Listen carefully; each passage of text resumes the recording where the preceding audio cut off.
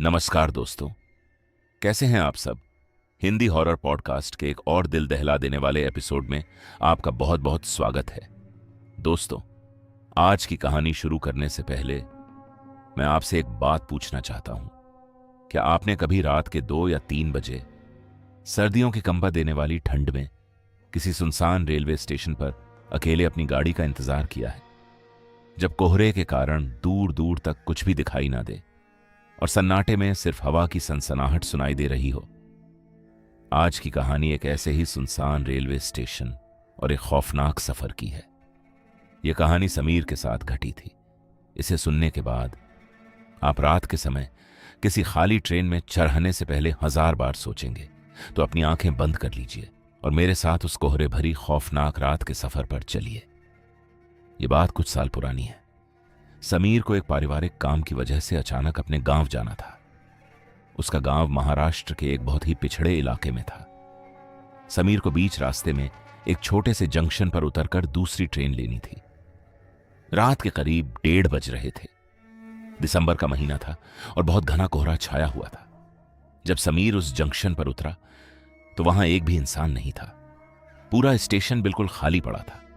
ना कोई कुली, ना कोई चाय की दुकान और ना ही कोई रेलवे का कर्मचारी।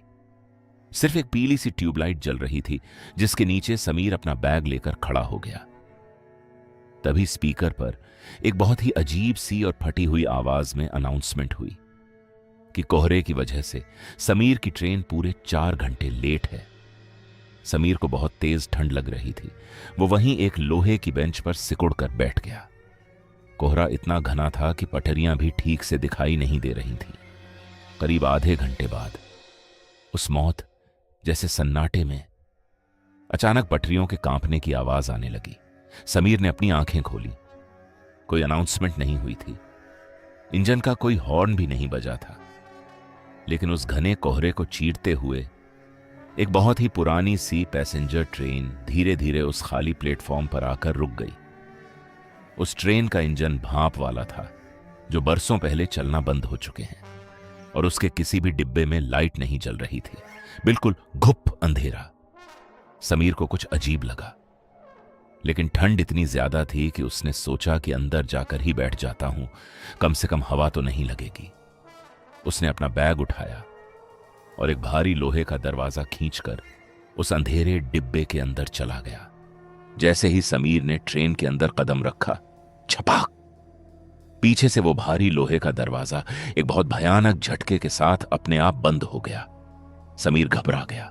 उसने तुरंत पीछे मुड़कर दरवाजा खोलने की कोशिश की, लेकिन वो किसी लोहे की दीवार की तरह जाम हो चुका था।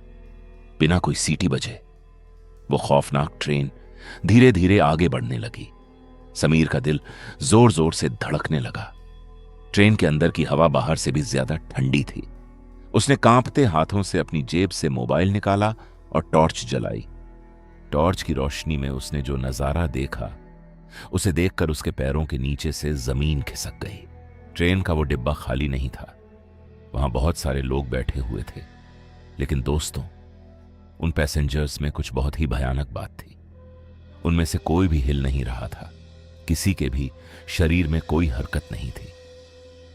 समीर ने कांपते हुए हाथों से अपनी टॉर्च की रोशनी उन लोगों के चेहरों पर डाली। उन सब ने बहुत ही पुराने जमाने के कपड़े पहने हुए थे, और उन सब के कपड़े खून और काली मिट्टी से बुरी तरह सने हुए थे। किसी का सिर बुरी तरह से फटा हुआ था, तो किसी का हाथ कटा हुआ था। वो सब बिल्कुल पत्थर की मूर्तियों की तरह अपनी जगह पर सीधे बैठे थे। उनकी आंखें खुली थीं, लेकिन कोई पलक नहीं झपका रहा था। ऐसा लग रहा था जैसे वो सब सालों पहले किसी भयानक हादसे में मारे जा चुके हों, और यह खौफनाक ट्रेन आज भी उनकी लाशों को लेकर कहीं जा रही हो। समीर का दिल इतनी जोर से धड़क रहा था कि उसे अपने सीने में दर्द होने लगा। उसे समझ आ गया था कि वो किसी आम ट्रेन में नहीं, बल्कि भूतों की ट्रेन में चढ़ गया है। वो उल्टे पैर पीछे हटा, लेकिन पीछे का भारी दरवाजा तो जाम हो चुका था। डिब्बे के अंदर मांस सड़ने की बहुत ही भयानक और दमघोंटू बदबू आ रही थी। समीर ने अपनी टी शर्ट से अपनी नाक ढकी और सोचा कि वो आगे वाले डिब्बे की तरफ जाएगा और वहां से चलती ट्रेन से बाहर कूद जाएगा। समीर धीरे धीरे कांपते कदमों से उन खौफनाक लाशों के बीच वाले रास्ते से गुजरने लगा। वो बस अपनी आंखें सामने टिकाए हुए था। वो किसी की भी तरफ नहीं देखना चाहता था।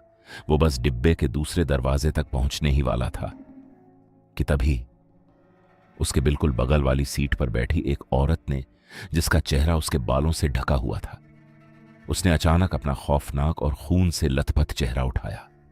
औरत ने अपना एक बहुत ही ठंडा और सड़ा हुआ हाथ अचानक आगे बढ़ाया और समीर का पैर बहुत जोर से पकड़ लिया।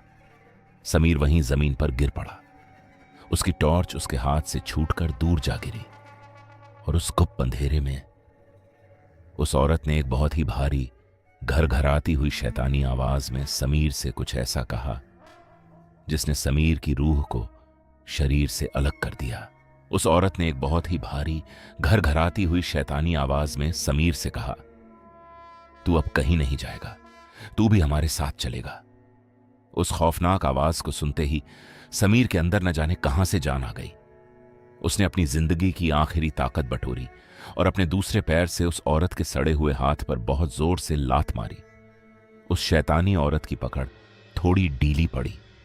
समीर ने एक झटके से अपना पैर छुड़ाया और पागलों की तरह डिब्बे के दूसरे दरवाजे की तरफ भागा। किस्मत से वो दरवाजा खुला हुआ था। बाहर बहुत घना कोहरा था और ट्रेन पूरी स्पीड से किसी अनजान अंधेरे की तरफ बढ़ रही थी। लेकिन समीर के पास अब और कोई रास्ता नहीं था। अगर वो एक पल भी और वहां रुकता तो वो खौफनाक लाशें उसे जिंदा नहीं छोड़ती। समीर ने अपनी आंखें कसकर बंद की और उस चलती ट्रेन से बाहर उस गुप्त अंधेरे में छलांग लगा दी। वो पटरियों के किनारे बनी कटीली झाड़ियों में जाकर गिरा। उसके सिर पर बहुत जोर की चोट लगी और वो वहीं बेहोश हो गया।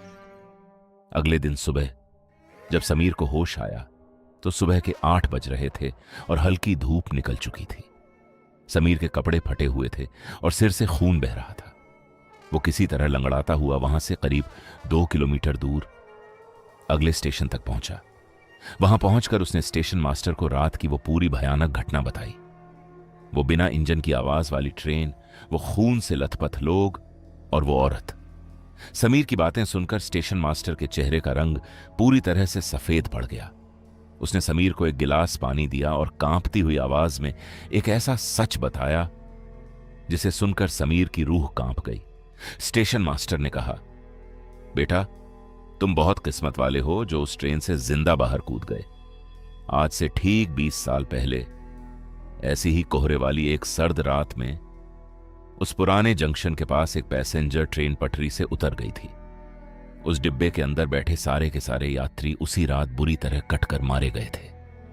तब से लेकर आज तक हर साल सर्दियों की उन घनी रातों में वो खौफनाक ट्रेन आज भी उन पटरियों पर दौड़ती है और जो भी राहगीर गलती से उस ट्रेन में चढ़ जाता है वो कभी वापस लौटकर नहीं आता। दोस्तों, समीर उस दिन के बाद से इतना डर गया कि उसने कभी रात के समय ट्रेन में सफर नहीं किया। जरा सोचिए, आप रात के 2 बजे किसी खाली ट्रेन के डिब्बे में चढ़ें, दरवाजे बंद हो जाएं और जब आप टॉर्च जलाएं तो देखें कि आपके चारों तरफ सिर्फ लाशें बैठी हैं। आपकी क्या हालत होगी? क्या आप उस चलती ट्रेन से छलांग लगाने की हिम्मत कर पाते? क्या आपने भी कभी ट्रेन के सफर में कुछ ऐसा देखा है जिसे आप आज तक समझा नहीं पाए हैं? मुझे कमेंट्स में जरूर बताइएगा। अगर आपको आज की यह कहानी सुनकर डर लगा हो तो इस वीडियो को लाइक करें और हिंदी हॉरर पॉडकास्ट को सब्सक्राइब करना बिल्कुल मत भूलना। अपना ख्याल रखिएगा और रात के सन्नाटे में किसी भी खाली और अंधेरी ट्रेन में कभी कदम मत रखना। शुभ रात्रि।